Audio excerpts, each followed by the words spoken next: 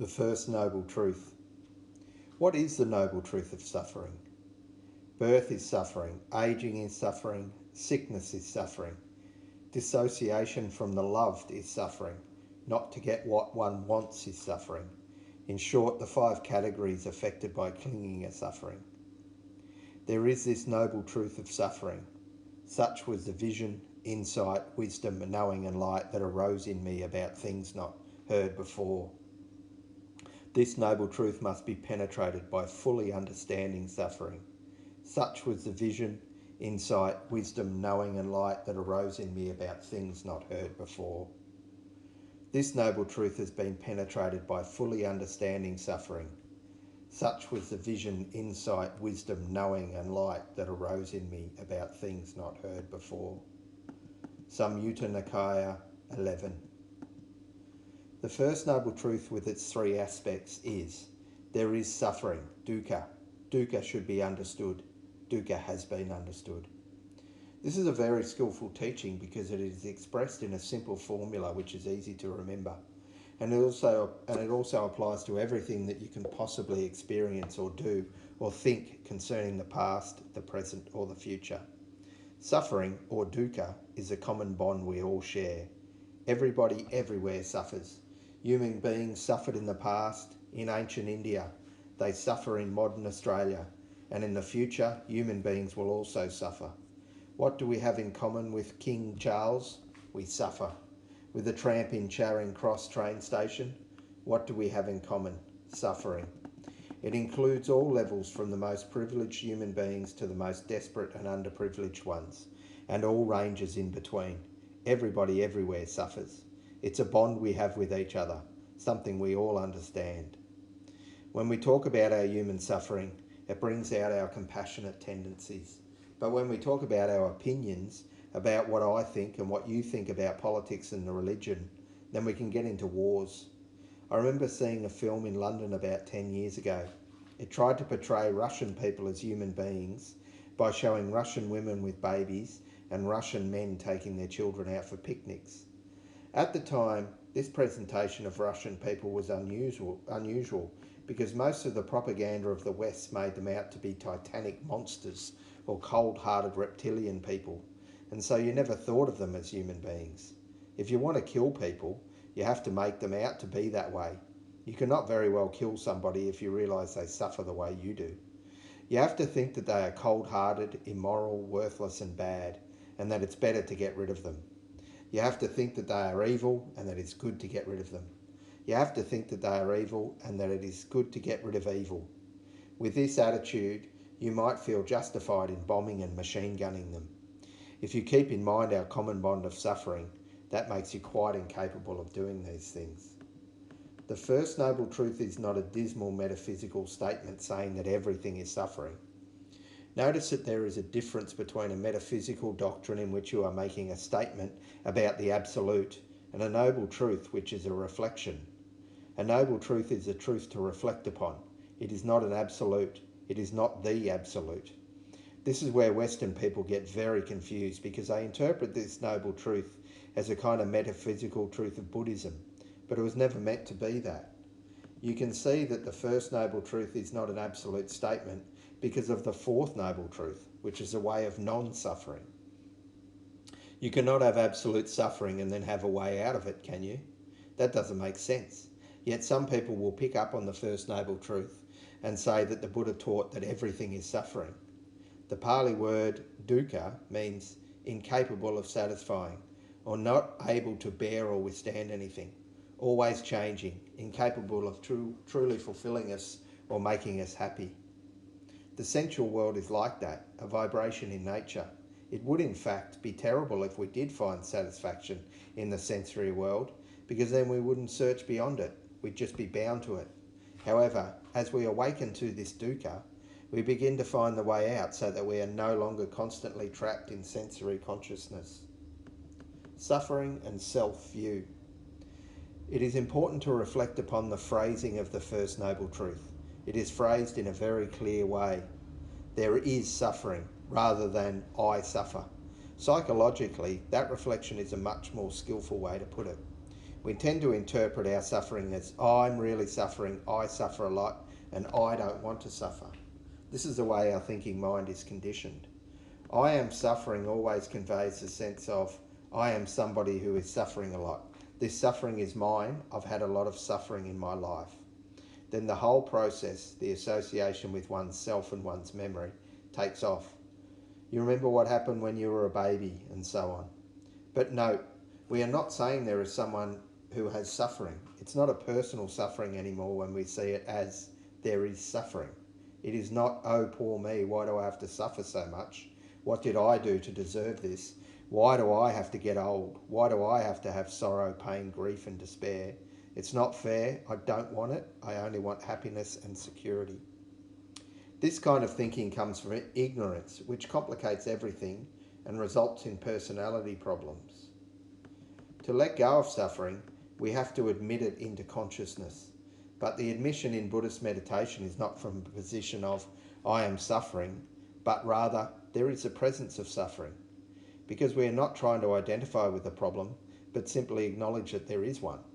It's unskillful to think in terms of, I am an angry person, I get angry so easily, how do I get rid of it? That triggers off all the underlying assumptions of a self, and it's very hard to get any perspective on that. It becomes very confused because the sense of my problems or my thoughts takes us very easily to suppression or to making judgments about it and criticising ourselves. We tend to grasp and identify rather than to observe, witness and understand things as they are. When you are just admitting that there is this feeling of confusion, that there is this greed or anger, then there is an honest reflection on the way it is, and you have taken out all the underlying assumptions, or at least undermined them. So do not grasp these things as personal faults, but keep contemplating these conditions as impermanent, unsatisfactory and non-self. Keep reflecting, seeing them as they are. The tendency is to view life from the sense that these are my problems, and that one is being very honest and forthright in admitting this. Then our life tends to reaffirm that because we keep operating from that wrong assumption. But that very viewpoint is impermanent, unsatisfactory, and non-self.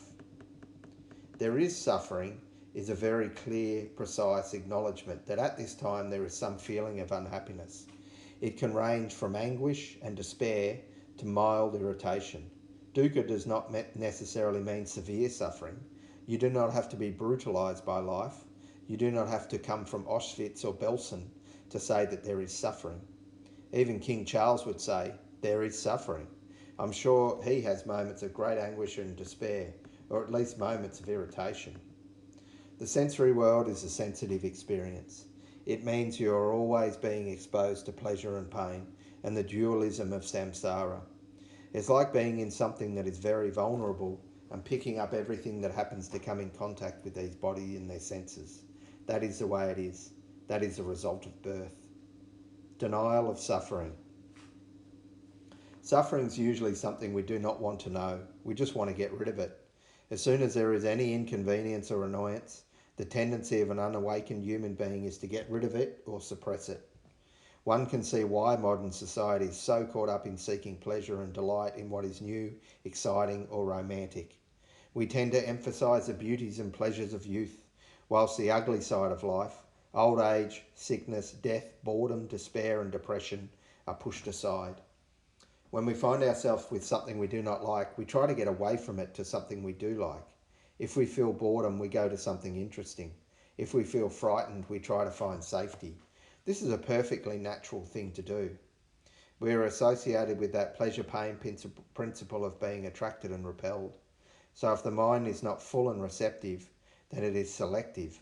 It selects what it likes and tries to suppress what it does not like. Much of our experience has to be suppressed because a lot of what we are inevitably involved with is unpleasant in some way. If anything unpleasant arises, we say, run away. If anything gets in our way, we say, kill him. This tendency is often apparent in what our governments do. Frightening, isn't it, when you think of the kind of people who run our countries, because they are still very ignorant and unenlightened. But that's the way it is. The ignorant mind thinks of extermination. Here's a mosquito, kill it. These ants are taking over the room, spray them with ant killer. There's a company in Britain called Rentokil. I don't know if it's a kind of British mafia or what, but it specialises in killing pests, however you want to interpret the word pests. Morality and compassion. That is why we have to have laws such as I will refrain from intentionally killing, because our instinctual nature is to kill. If it is in the way, kill it. You can see this in the animal kingdom. We are quite predatory creatures ourselves. We think we are civilised, but we have a really bloody history. Literally. It's just filled with endless slaughters and justifications for all kinds of iniquities against other human beings, not to mention animals. And it's all because of this basic ignorance, this unreflecting human mind that tells us to annihilate what is in our way. However, with reflections, we are changing that.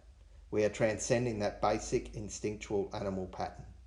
We are not just being law-abiding puppets of society, afraid to kill because we're afraid of being punished.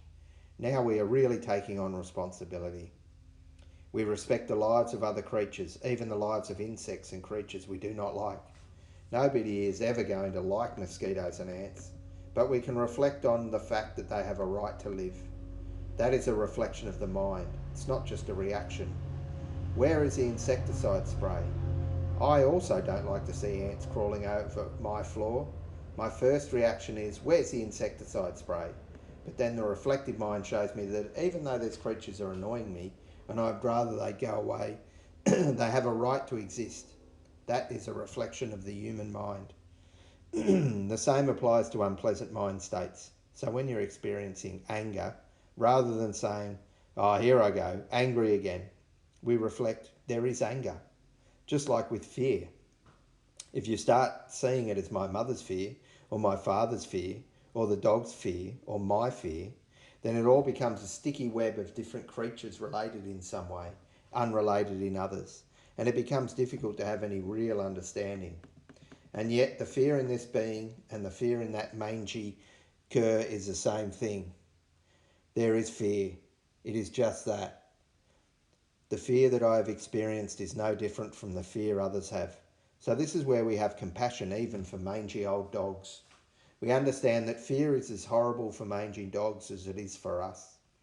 When a dog is kicked with a heavy boot and you are kicked with a heavy boot, that feeling of pain is the same. Pain is just pain. Cold is just cold. Anger is just anger. It is not mine, but rather there is pain.